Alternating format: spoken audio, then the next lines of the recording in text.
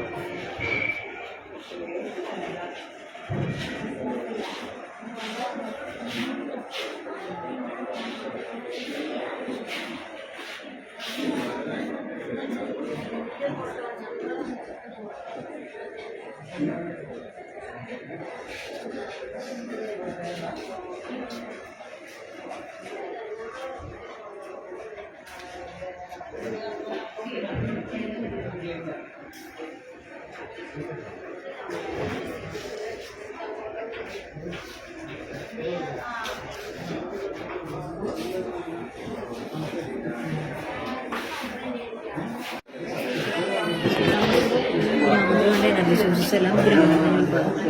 അപ്പോൾ ഇതിൽ solar panel, wind mill, biogas plant, remote harvest തുടങ്ങിയ സാധനങ്ങളൊക്കെ ഉപയോഗിച്ചിട്ടുണ്ട്. ഇതിൽ വിൻഡ് എനർജി ഉപയോഗിച്ച് ഇലക്ട്രിസിറ്റി ഉൽപ്പാദിപ്പിക്കുന്നു, സോളാർ എനർജി ഉപയോഗിച്ച് ഇലക്ട്രിസിറ്റി ഉൽപ്പാദിപ്പിക്കുന്നു. പിന്നെ ബയോഗ്യാസ് പ്ലാന്റിൽ നമ്മളതിൽ ആവശ്യമായിട്ടുള്ള വേസ്റ്റ് ഇട്ട് കഴിഞ്ഞാൽ ബയോഗ്യാസ് ഉൽപ്പാദിപ്പിക്കാം. അതിൻ്റെ സ്ലറി ഉപയോഗിച്ച് നമുക്ക് കാർഷിക ആവശ്യങ്ങൾക്കും മറ്റുമായിട്ട് അതിൻ്റെ സ്ലറി ഉപയോഗിക്കാൻ സാധിക്കും. റെയിൻ വാട്ടർ ഹാർവസ്റ്റിംഗ് നമ്മുടെ ടെറസിൻ്റെ മേളിലും മറ്റും വീഴുന്ന വെള്ളം സംഭരിച്ച് വെച്ച് ഭൂഗർഭജലത്തിൻ്റെ അളവ് വർദ്ധിപ്പിക്കാൻ സാധിക്കും. ഇപ്പോൾ ഇവിടെ ഉപയോഗിച്ചിരിക്കുന്ന വിവിധ ഊർജ്ജരൂപങ്ങളെല്ലാം തന്നെ പുനഃസ്ഥാപിക്കാൻ കഴിയുന്ന ഊർജ്ജരൂപങ്ങളാണ്. പ്രകൃതി മലിനീകരണം, ആഗോളതാപനം പോലെയുള്ള പ്രശ്നങ്ങളെല്ലാം ഈ മാർഗ്ഗങ്ങളിൽ നിന്ന് രക്ഷപ്പെടാൻ സാധിക്കും.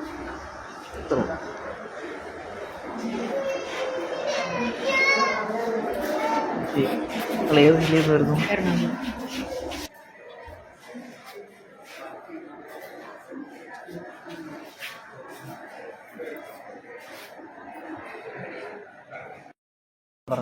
ഇത് ഹൈപ്പർ ലൂപ്പ്.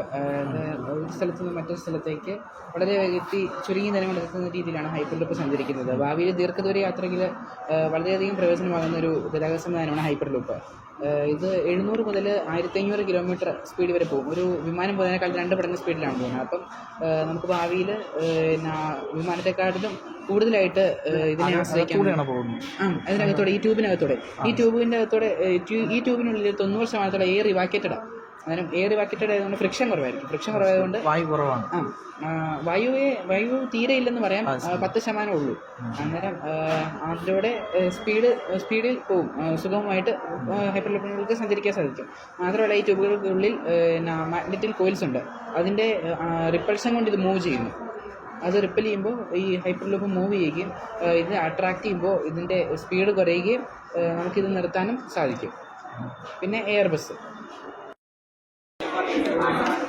2022 ഒക്ടോബർ 5 നോബൽ സമ്മാനത്തിന് അർഹമായ ക്ലിക്ക് കെമിസ്ട്രി ലോകത്തിന് പരിചിതമാക്കിയത് കരോളിൻ ആൽബർട്ടോസി, കെബാരി ഷാക്ലസ്, മോർട്ടൻ മെൽഡൻ എന്നീ ശാസ്ത്രജ്ഞന്മാരാണ്. ക്ലിക്ക് റിയാക്ഷൻസ് ജീവജാലങ്ങളിൽ പ്രവർത്തിപ്പിച്ച ആൻറ്റിബോഡി ഡ്രഗ് കോൺജുഗേറ്റ് എന്ന കണ്ടുപിടുത്തത്തിൻ്റെ നിശ്ചല മാതൃകയാണ് ഞങ്ങളിവിടെ അവതരിപ്പിക്കുന്നത്. ആൻറ്റിബോഡി ഡ്രഗ് കോൺജുഗേറ്റിന് 3 ഭാഗങ്ങളാണുള്ളത്. Monoclonal antibody, cytologic drug, linker എന്നിവയാണ്. മോണോക്ലോണൽ ആൻറ്റിബോഡി ക്യാൻസർ സെല്ലുകളെ ടാർഗറ്റ് ചെയ്തു. സൈറ്റോളജിക് ഡ്രഗ് ക്യാൻസർ സെല്ലുകളെ ഡിസ്ട്രോയ് ചെയ്തു. ലിങ്കർ മോണോക്ലോണൽ ആൻറ്റിബോഡിയെയും ഡ്രഗിനെയും ജോയിൻ ചെയ്തു. മോണോക്ലോണൽ ഈ ആൻറ്റിബോഡി ഡ്രഗ് കോൺജുഗേറ്റിൻ്റെ ക്ലിക്ക് റിയാക്ഷൻ ഈ ശരീരത്തിൽ കയറി പ്രവർത്തിക്കണം എന്ന് പറഞ്ഞാൽ എങ്ങനെയാണെന്ന് വെച്ചാൽ ആൻറ്റിബയോട്ടിക് ഇഞ്ചക്ഷൻ കഴിഞ്ഞ് നമ്മളിത് ശരീരത്തിനുള്ളിലേക്ക് പ്രവേശിക്കുന്നു. തുടർന്ന് ഇത് ക്യാൻസർ സെല്ലിൻ്റെ സർഫസിൽ ബൈൻഡ് ആകുന്നു. അതിനുശേഷം ADC ആൻറ്റിജൻ കോംപ്ലക്സ് ഉണ്ടായിട്ട് ഈ കോംപ്ലക്സ് എൻഡോസൈറ്റോസിസിന് വിധേയമാകും. Endocytosis is a type of phagocytosis. അതായത് സെല്ലിൻ്റെ പുറത്ത് വന്നിരുന്ന ഈ ADC ആൻറ്റിജൻ കോംപ്ലക്സിനെ സെല്ലുള്ളിലേക്ക് എൻഗൾഫ് ചെയ്തെടുക്കുന്നു. തുടർന്ന് ഈ സെല്ലിനുള്ളിലായ ADC എൻഡോസോമിലെത്തുന്നു. അതിനുശേഷം ആൻറ്റിജൻ ഡീഗ്രഡേഷൻ സംഭവിച്ച് ലൈസോസോമുമായിട്ട് കോമ്പൈൻ ആകുന്നു. തുടർന്ന് ലൈസോസം ഡിസ്ട്രക്ഷനിലൂടെ ഇത് സൈറ്റോസോമിൽ ഡ്രഗ് റിലീസാകുന്നു. അതിനുശേഷം ക്യാൻസർ സെല്ലുകളുടെ DNA ഡാമേജ് വഴി സെൽ ഡെത്ത് സംഭവിക്കുന്നതാണ് ഈ ADC മെക്കാനിസം എന്ന് പറയുന്നത്. പിന്നെ ഇപ്പോഴത്തെ കണ്ടുപിടുത്തം എന്ന് പറയുന്നത് ഈ കെമിസ്ട്രിക്കാണ് സമ്മാനം കിട്ടുന്നത്. കെമിസ്ട്രിനെ പറ്റി 2001 തൊട്ട് ഈ റിസർച്ച് ഒക്കെ തുടങ്ങിയതായിരുന്നു. കെബാരി ഷാർപ്ലസ് എന്ന് പറഞ്ഞ ശാസ്ത്രജ്ഞർ. അപ്പോൾ അതൊന്നും ചെയ്തെങ്ങനെയാണെന്ന് വെച്ചാൽ ഹൈലി എനർജറ്റിക് ആയിട്ടുള്ള അസൈഡ് മോളിക്യൂള് റിലേറ്റീവ്ലി ഇനേർട്ടും നാച്ചുറലി റെയറുമായ ആൽക്കൈൽ മോളിക്യൂളുമായിട്ട് കോപ്പർ കാറ്റലിസ്റ്റിൻ്റെ പ്രസൻസിൽ ഒരു റിയാക്ഷൻ നടത്തി. ആ റിയാക്ഷൻ്റെ ഫലമായിട്ട് ട്രയാസോൺ എന്ന മോളിക്യൂൾ ഉണ്ടായി. ആ ട്രയാസോൺ എന്ന മോളിക്യൂൾ ഉണ്ടായതാണ് ശാസ്ത്ര ലോകത്തെ വിസ്മയിപ്പിച്ചത്. കാരണം ഒരിക്കലും ഇങ്ങനെ റിയാക്ട് ചെയ്യാത്ത മോളിക്യൂൾസ് നമ്മൾ റിയാക്ട് ചെയ്തു. അപ്പം കോപ്പർ നമ്മുടെ ബോഡിക്ക് ടോക്സിക് ആണെന്നാണ്. അപ്പോൾ നമുക്ക് നമ്മുടെ ബോഡിയിൽ ഇതേ റിയാക്ഷൻ നടത്താൻ സാധിക്കില്ല. അത് കോപ്പർ നമ്മുടെ ബോഡിക്ക് ടോക്സിക് ആയതുകൊണ്ട് നമ്മൾ കോപ്പറിന് പകരം ഗ്ലൈക്കാൻസ് മോളിക്യൂൾസ് ഉപയോഗിച്ചുകൊണ്ട് ഇതേ റിയാക്ഷൻ നടത്തി. അതാണ് ബയോർത്തൻ്റെ കെമിസ്ട്രി എന്ന് പറയുന്നത്. അതാണ് കരോളിൻ അബർട്ടൂസി എന്ന് പറഞ്ഞ ശാസ്ത്രജ്ഞയ്ക്ക് നോബൽ പ്രൈസ് നേടിക്കൊടുത്തതാണ്. ADC എന്നുള്ള ക്യാൻസർ ട്രീറ്റ്മെൻറ്റിനുള്ള പുതിയൊരു കണ്ടുപിടുത്തമാണ്. സാധാരണ കീമോതെറാപ്പി, റേഡിയേഷൻസ് പോലുള്ള ക്യാൻസർ ട്രീറ്റ്മെൻറ്റ്സിന് കുറേ സൈഡ് എഫക്ട്സ് ഉണ്ട്. മുടികൊഴിച്ചിലോ പ്രോട്ടീൻ കുറയുക, പിന്നെ ഹെൽത്ത് സെൽസ് നശിക്കുക, അങ്ങനെ കുറേ സൈഡ് എഫക്ട്സ്. പക്ഷേ ഈ ADC ട്രീറ്റ്മെൻറ്റിന് അങ്ങനത്തെ സൈഡ് എഫക്ട്സ് ഒന്നുമില്ല. ഇത് ക്യാൻസർ സെല്ലിൻ്റെ ഉള്ളിൽ ചെന്ന് ഡ്രഗ് റിലീസ് ചെയ്താണ് ഇതിൻ്റെ പ്രവർത്തനം. അതിനാൽ ഇതിന് ഒരു സൈഡ് എഫക്ട്സും ഇല്ല. ക്യാൻസർ രോഗികൾക്ക് ഒരു നല്ല പ്രതീക്ഷ നൽകുന്ന ഒരു പുതിയ കണ്ടുപിടുത്തമാണ് ഈ കെമിസ്ട്രിയുടെ ADC.